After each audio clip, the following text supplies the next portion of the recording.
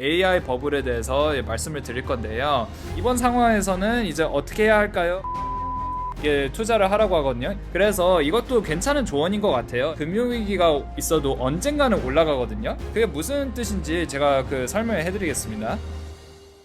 네, 안녕하십니까. 5살도 이해하는 경제 오이경이라고 합니다. 지금 이 동영상을 시청하고 계신다면 그거를 아실 겁니다. 제가 10월 13일에 동영상을 올렸죠. 만약에 오픈 AI가 붕괴가 된다면 AI 버블은 무조건 터질 거라서 엔비디아, 오라클 이런 주식들이 폭락할 가능성이 매우 높고, 그것 때문에 삼성전자, SK 하이닉스 주가도 폭락할 가능성이 높다라고 했습니다. 만약 오픈 AI가 무너진다고 하면. 그 동영상도 시청을 해주시고 이 동영상을 보시는 것을 저는 강력하게 추천드리고 있습니다. 정말 많은 노력으로 그 동영상에 많이 노력했기 때문에 봐주셨으면 감사드리겠습니다. 제가 무슨 이야기를 했냐면요, 사람들이 두려워하는 5가지 이유를 말씀드렸는데요. 첫 번째 이유는 미국에 빚이 너무 많아서 못 갚는 거 아닌가 두려움이 있는데, 근데 그 동영상을 보시면 아시겠지만 결론은 뭐냐, 그럴 가능성은 거의 없다. 웬만하면 갚을 것이다. 갚지 않더라도 채권 시장이 붕괴할 가능성은 매우 낮다, 이렇게 얘기를 했습니다. 웬만하면 미국 정부와 연준이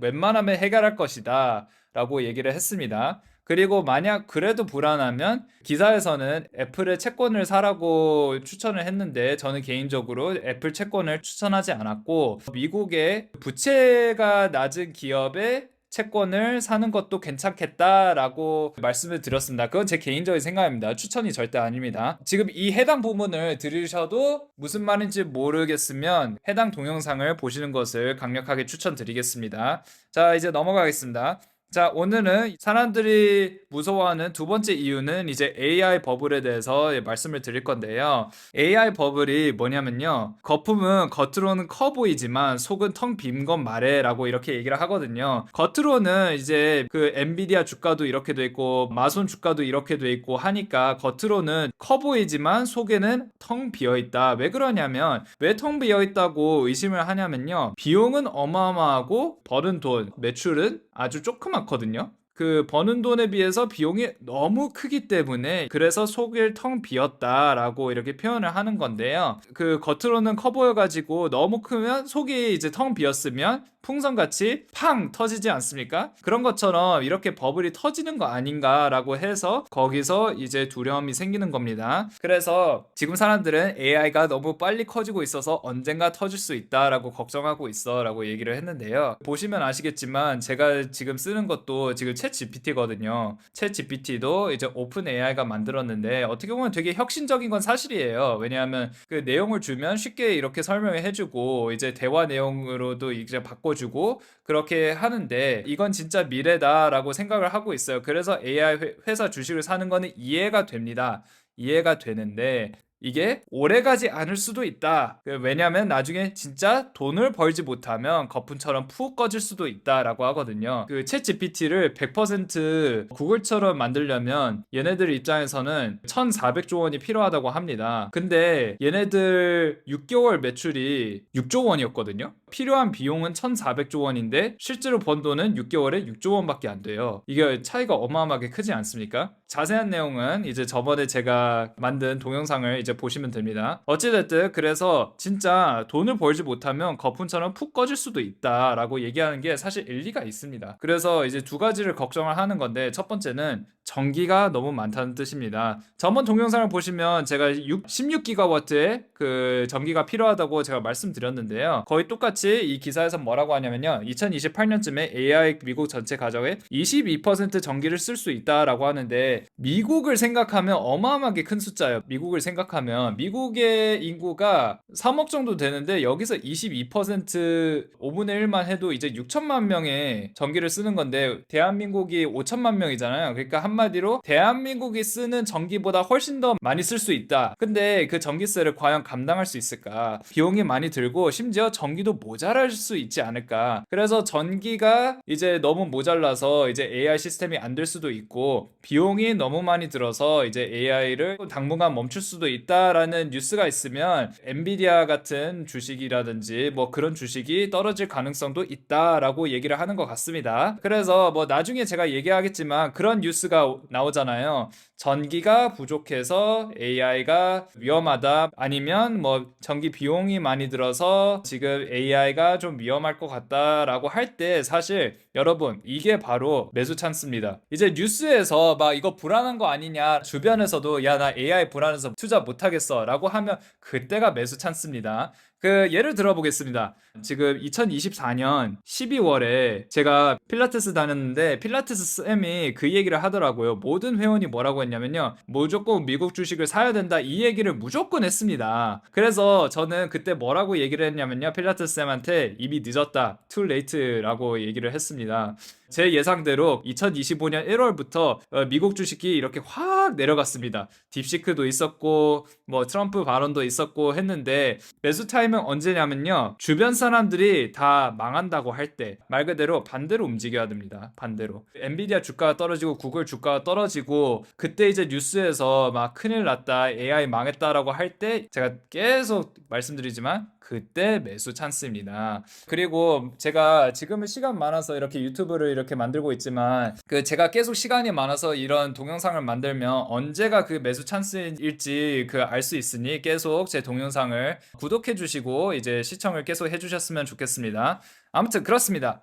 두 번째 이유는 돈이 도는 방향이 너무 한쪽으로 있다라고 이렇게 돼 있는데요. 이게 무슨 뜻이냐면요, 예를 들어서 자, 오픈 AI 어느 회사 칩을 쓰냐? 엔비디아의 칩을 씁니다. 네, 엔비디아의 반도체 GPU. 자, 그 돌리기 위해 오라클의 컴퓨터를 빌립니다. 그래서 엔비디아는 또 오픈 AI 투자하고 이제 오라클은 다시 엔비디아 칩을 사고, 한마디로 이게 다 연결이 돼 있으니 뭐라도 하나 이제 무너지면 이게 전부 다 무너진다, 이렇게 쉽게 설명할 수 있습니다. 결국 돈이 큰 회사들 안에서만 계속 돌고 있다라고 하는 겁니다. 오픈 AI 동영상을 시청했으면 이거를 공감을 할 수 있습니다.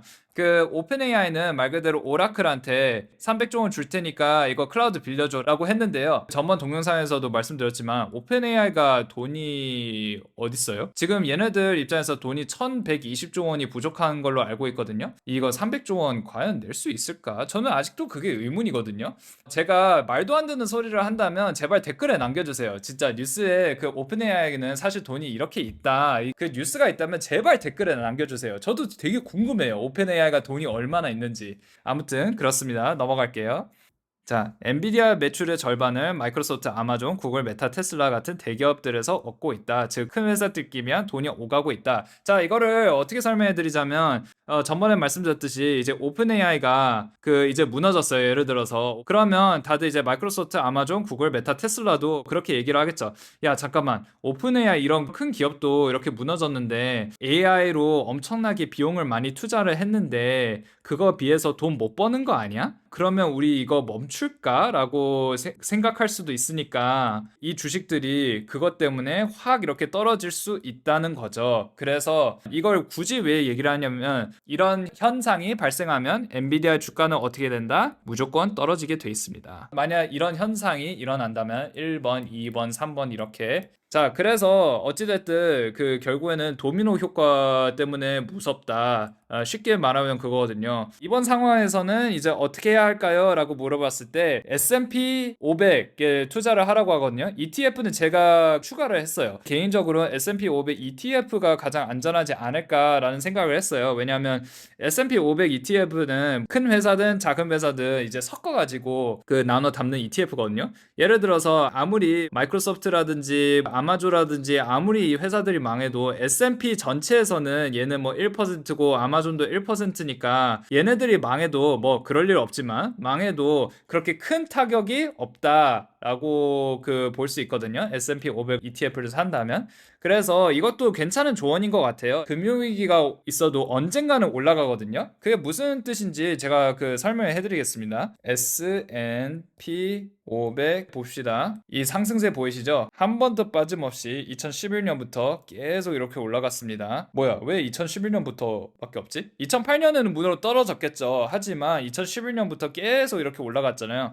물론 이때 자이언트 스텝, 빅 스텝 할 때 이게 떨어진 적도 있지만, 근데 길게 봐서는 웬만하면 올라간다라고 볼 수 있습니다. AI 버블이 터지면 여기까지 떨어진다고 하더라도 그래도 나중에 이렇게 올라갈 거니 S&P 500을 사면 장기적으로 괜찮다라고 이렇게 얘기를 하는 것 같습니다.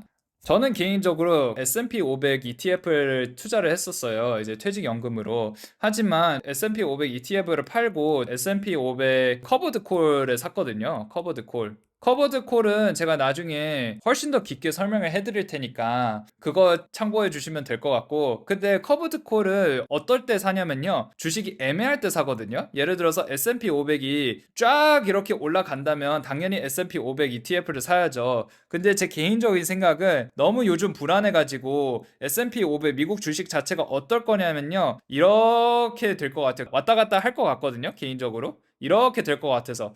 왜냐하면 미국 경제가 괜찮을 것 같다라고 하면 이제 트럼프가 이상한 소리 하면 또 이제 내려가기 때문에, 그리고 나중에 또 좋아졌다가 갑자기 또 내려갈 거기 때문에 이런 일이 있을 수도 있으니까 저는 개인적으로 S&P 500 커버드 콜을 샀거든요. 제가 예를 들어보겠습니다. 제가 실제로 산 거, 이건 매수매도 추천 아니에요. 이거를 샀다고 말씀드릴 뿐이지, 타겟 미국 S&P 커버드 콜 이거를 샀었거든요. 이거를 사면 이제 배당이 꾸준히 들어와요. 자, 그래서 커버드 콜을 사고 싶은 사람들은 뭘 고려해야 되냐면, 첫 번째로 주가가 애매한 건가, 이게 그냥 계속 올라가고 내려가는 게 절대 아니고 이제 애매하면 커버드 콜을 고려할 수 있고, 아니면 두 번째, 꾸준히 배당금을 받고 싶을 때, 배당금은 말 그대로 여기에 투자하면 월급 받는다 생각하면 되거든요. 이게 여기서 왔다 갔다 더 자주 할수록 배당금이 더 높아져요. 쉽게 설명을 해드리자면. 그래서 저는 개인적으로 이거를 샀는데, 매수매도 추천 절대 아니에요. 하지만 이런 선택지도 있으니까 충분히 고려하시면 좋을 것 같다라고 이제 말씀드리고 싶습니다. 말이 길어졌네요. 자, 넘어갈게요. 여기선 뭐라고 했냐면요, 컨스텔레이션 에너지 아니면 뭐 네스트라 에너지, 이런 회사들 사는 것도 안전할 수 있다. 이 컨스텔레이션 에너지는 말 그대로 전기를 만드는 회사거든요. 제가 알기로는 원전 회사로 알고 있는데 확실하진 않아요. 일리가 있죠. 왜냐하면 전기가 부족하면 가격을 올릴 거고, 그리고 수요가 높아지니까 이 주가들이 올라갈 거라는 건 사실이긴 한데, 사실 이거를 생각하고 와, 여기 투자해야지 라고 하면 이미 늦었어요. 늦었다. 자, 왜 늦었는지 제가 보여드릴게요. 오케이, 됐어. 자, 주가 보시죠.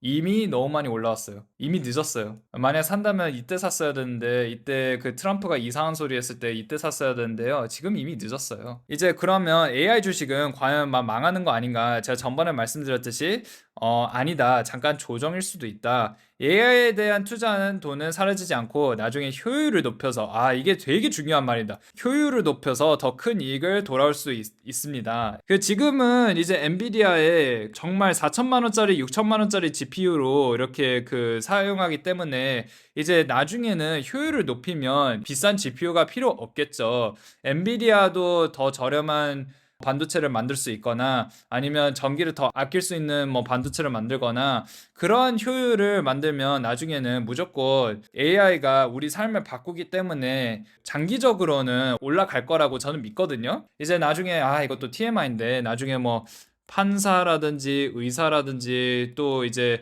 비서라든지 회계사라든지 이런 직업도 AI가 대부분 대체할 거라고 100% 믿기 때문에, 만약 그렇게 된다면 AI는 없어지진 않을 겁니다. 그러니까 뉴스를 봐가지고 AI는 큰일 났다, 망했다 라고 했을 때, 그때 다시 말씀드리지만 제가 워낙 중요하니까 벌써 세 번째 말씀드리는데, 그때가 매수 찬스예요. 저는 현금을 들고 사실 이때를 기다리고 있어요. 뉴스에서 AI 망했다라는 거 들을 때까지.